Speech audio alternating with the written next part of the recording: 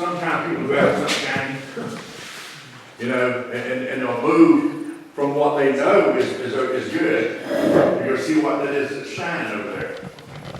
Sometimes we'll have them fall away because they've had something tragic happen in their family.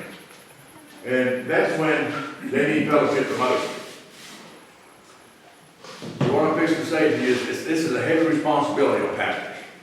We can't make people come to church and be faithful, but what we can do is have a responsibility to go after them and bring them back to the fold when they stray.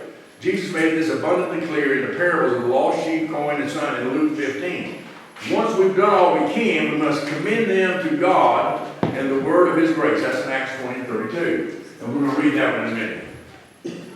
But when we look at the parable of the lost sheep, he leaves the 99, he goes and gets the one, and he comes back and he rejoices. Okay? He rejoices because that one's back.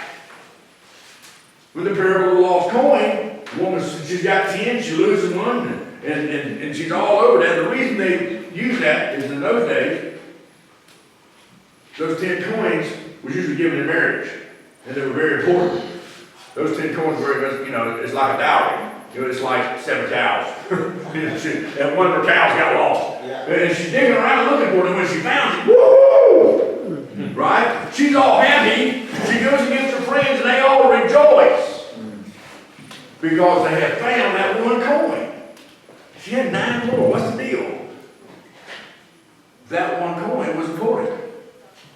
What's the deal with the person in your church? When you've got 100 people in your church, and that one person don't show up for 2, 3 services.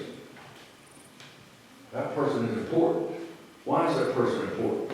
That person is important because when Jesus went to the cross, he died for each and every one of us. Okay? That person is important to Christ. It should be more important, as important to us as it is to him. And we should go after that person. We should go see what's wrong. Are they sick? Have they gotten hurt? Physically hurt? You know, did they fall and break their leg, or, you know, have they lost a way to get to church? I have a 92-year-old woman in my church. She's a darling. Back in September, she got an automobile accident. Her sight she was losing her sight. And so she pulled it out in front of her car. She didn't see it. Got hit. She was sick for a while. She was at the hospital for a while. She went to stay with her sisters, but now that she's back, we make sure she comes to church. How do we make sure? We drive by the house and pick her up. Just that simple. And it could be something that, and if it wasn't for that, she'd be at the house, sitting there, all alone. That ain't gonna happen. Okay? If I don't go get her, Brett will. Brett knows her too. But get her picked up. It can be something that simple. They may have had something happen that they can no longer get there. I don't know about here. Do y'all have people come out and pick them up in another vehicle or a bus or something here? I saw you had some bus stops coming in. I don't know what those bus stops are for, but in America we have buses at some of the churches, and they'll come around and pick people up and bring them to church. People who don't have another way to get there, or it's too far for them to walk. And so we'll go by and pick them up and bring them to church. It is more important to have that person there than saying, oh, you know, I'm not going there. That's out of my way. It's out of your way not to go by. That's why it says this is a heavy responsibility of pastors. We need to keep a check on the flock. Our job as pastors is to, like I said, go after the wayward. The ones that have not been there in a while. And it may be, something like I said, something like they're sick. Sometimes we have to commend them over to God. Do you understand what that means when it says that? I'm going to tell you something. Jesus said it's a fearful thing to fall in the name of God. Now here's the thing. If you've gone after them, and gone after them, and gone after them, and they still don't want to come back, you turn them over to God. Let God deal with it. But that should take a while for we should have to do that. So this should be, to go after the lost sheep, this should be a natural tendency of a shepherd. Jesus said, what man among you who has 100 sheep and has lost one of them does not leave the 99 in the open pasture and go after the one which is lost? until he finds it. There's going to be times when it doesn't matter what that person's fallen into. You need to go ask, well, they're not here where they was. You know, they might be somewhere there. You hunt them down. You hunt them down. And this is how that was going. It says, I like to play this game too. It says, until he finds it. And when he has found it, he lays it on his shoulders, rejoicing. That's Luke 15.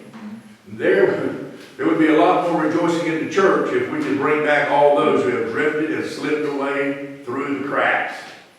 Why have they slipped? Because somebody didn't have enough love or enough time, or thought they had enough time to go after that lost sheep.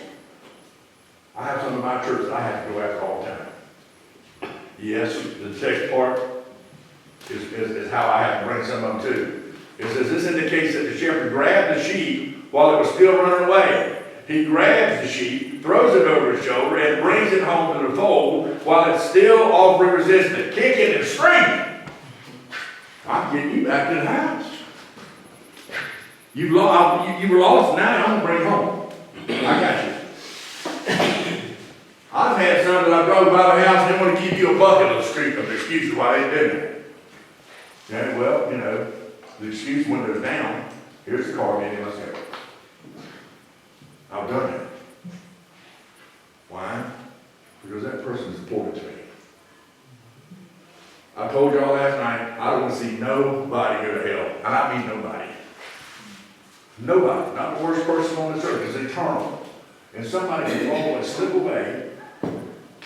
And who's responsible for that? The pastor. Yeah. The pastor. Yeah. Why? Because we didn't go after them. It can't be, we're not responsible if they go off and they get into this and they get into that, but it's our responsibility not to go after them. If we don't go after them, we've got the answer to a sovereign God. And trust me, there's going to be a time coming when you're going to stand before the throne of God and he's going to say, what did you do with Brother White? Why is he here? Why is he not here? What did you do with him? Why didn't you go after him? If you went after him, he'd be here today. Now, I want you to take this responsibility is just that important. It is just that strong. That responsibility of going after the lost sheep is just that important. It's to go after them because you might be the only reason. I'm going to tell you something. I'm a firm believer that everybody in the world has a person or persons that God is going to send them to lead them to the cross.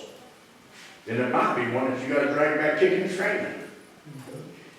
Might be one that you'll never ever thought would walk away. But you got to go after it. Pastors. You know, my brothers told me earlier that we're held to a higher standard. Okay? Because we're God's under shepherds. We're to take care of that flock like he does. We're supposed to fight off it. The bear, the wolves, and the lions. And the bears, the wolves, and the lions can come in more forms than one. Okay? They can come in forms of drugs, alcohol, whatever that could pull them away. That might have been something they was already having a problem with. And it's got them again. They may have gone through something like a divorce. And they just need for somebody to say, you know what, come on, man, God loves you. And we down at the church, we love you. And we just want you to come on back. Go that extra mile. Now, another thing you know, you don't go after, and I'm going to use my two brothers here. If somebody leaves my church and winds up at Brother Brett's church, or Brother Eugene's church, I'm not going after them. And they ain't going to come after the one that comes to mine. Why? Because that right there is probably a move of the Lord. Or you don't go after the ones that got angry and mad at you. I'll just go to Brother Brett. You know, all right? Don't go after them. Okay? You have to, see, you have to have a discerning spirit to go along with this responsibility. Okay?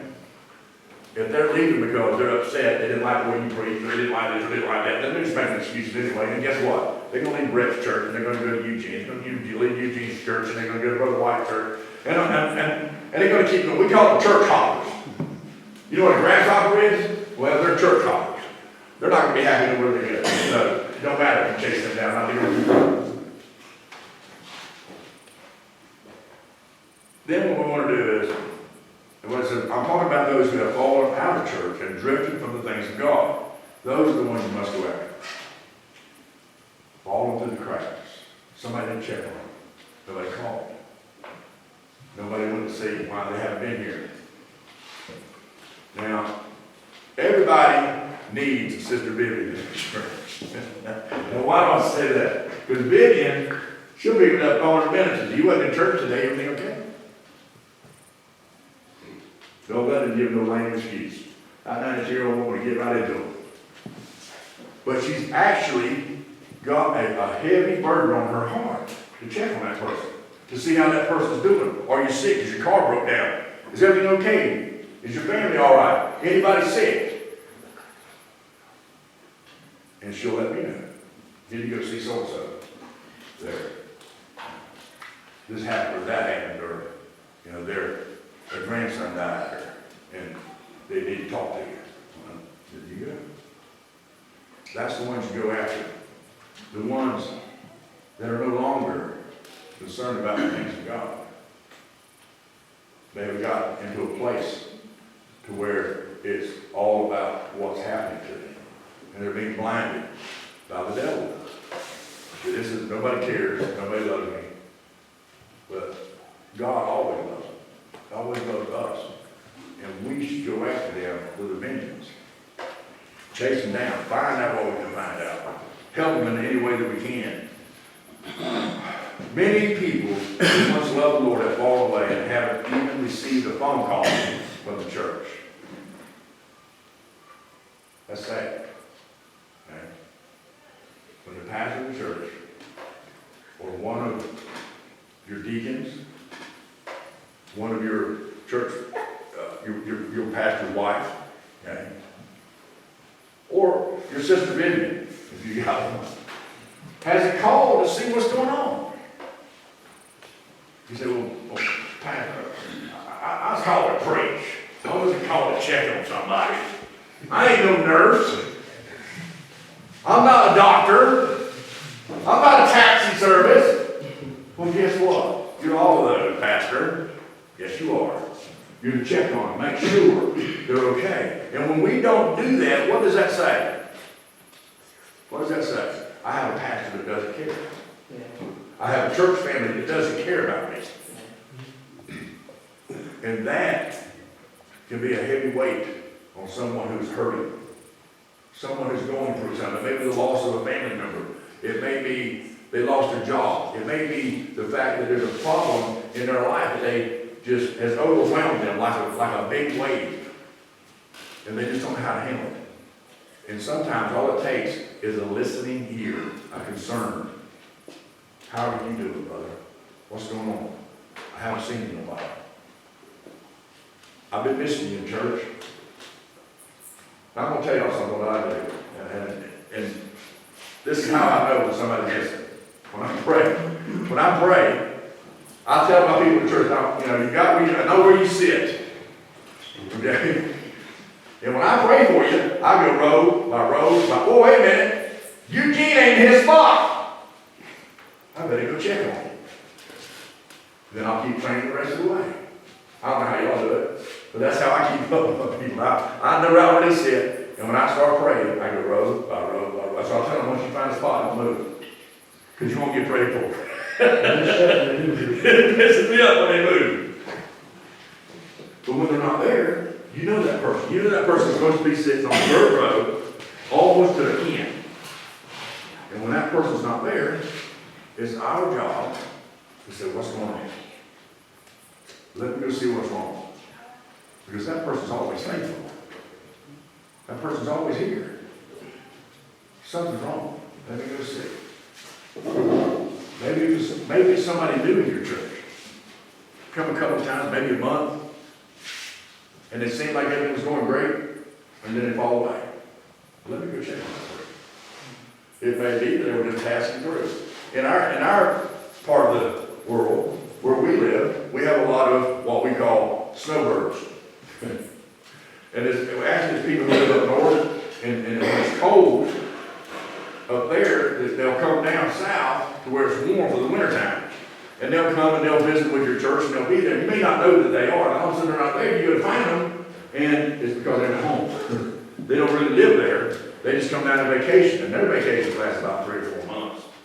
Okay, and they're down because they can't stand the cold anymore. But you'll miss them too. I do. What happened to some stuff? Let me find out. And they're gone. So when I go to check on them, I go, okay, well they were just down there on vacation. I used to have some people that came all the way from Canada. All the way from Canada. Wonderful people. His name was Robert Townsend. I will never get him and his wife. And I'm concerned I haven't heard from him. I'll try to get in touch with him because he used to come down every year. And my concern is for them that since this pandemic started, I'm afraid, concerned that they're gone. And I can't get a hold of them. No way that I used to get a hold of them. I used to email them, used to have them on Facebook, but I can't get a hold of them anymore. And they were just temporary people. You know, they were ones that weren't always there. You know, it was just someone who came and we loved them and they loved us and they would come and go. And now I've not heard from them, so I've been concerned. Even those people we need to go after. Check and see what's going wrong with them. Because they're there for a reason. And if they are someone who comes and goes like that, they come back every year, there's something going on. They consider you their pastor. Okay? Now, we go after them. I realize that pastors, some pastors can't all call and go after everyone by themselves, especially as a church grows. But people should be trained to help the pastor go after the wayward sheep. Now, let me give you a picture. Jesus is the good shepherd. Okay? We are his under shepherds. Okay? Now, in the book of Exodus, we saw Moses had 3 million people to take care of. And it got so bad. With all their griping and all their complaining, and all the work he was having to do, all the little petty things that was coming to him. And his father-in-law, Jethro, comes, what does he tell him? He tells him, you need to appoint some people. Yeah. You need some help. You got way too much to do. So as your church gets bigger, and you can't go out and do that yourself, you need to train people. People with a righteous heart, people with a heart for service, a heart for ministry, to go out and check on those folks. And then they can come back and report to you and say, you know what? Brother White's down, he's at home and he's had a heart attack. And that's why he hasn't been here. Pastor, you need to go check on him. You need to go pray with him. That's what you use those people for. Okay? And they'll be happy to do it. You'd be surprised how many are ready, willing, and able to go and help you with your ministry. Just training them on how they need to be. But you got to go out to those wayward ones. And if your church has got to be like you brothers has got them 3 or 4 churches, y'all really got to have some help. Because I can imagine having to go check on 4 churches. You know, going through all that. And these churches aren't close together. You guys are spaced out. Okay? Where we live, like I said, we're all within 20 minutes of each other. Boom, boom, boom. And most of our flock is. Right there where we walk. So we don't really have an excuse when I'm going to check on them. They should go and find out if there's anything wrong and ask what they can do to help. Now, that's what we do as pastors. What can I do to help you? Sometimes there's nothing more than sitting there and listening to somebody talk to. I had a woman who's gone on through the Lord. I would go and visit with her. She had nobody to her. And I would go and sit with her. And she was like my grandma's age. She was like 80 years old. And she would talk me to death for an hour and a half. But you know what? When I got her left, she was better. Somebody came and checked on her. Someone came to see if she was still alive. To make sure that she was okay. And you needed anything, sister. just need a little company. That may be as simple as it is, but it may be something as large as, I've lost my job, I don't have any food, I've been out trying to find ways to work, ways to feed my family. Well, what can we do to help you? Well, what can we do to help you, sister? Well, I can use some groceries. Then you provide that. That's what the pastor in the church does. When you get these other people together, it'll take commitment and organization. Faithful shepherding has become a lost art in the church today. That's sad, isn't it? Faithful shepherding. If they don't want to be here, I ain't going after them. Why do I need to go after somebody that don't want to be here? Because you're a pastor and you're a shepherd over a flock. And Jesus came after you. We should go after the flock. We should go check them, make sure they're okay. Because Jesus, we had a thing in America, I don't know if y'all ever heard of it over here, what it said, it was a little acronym, WWJD, what would Jesus do? Would Jesus leave that person in the house struggling? Not go check on them? No. Jesus would go straight to that person's house and say, what's going on? What's going on? Is everything okay? I haven't seen you in a while.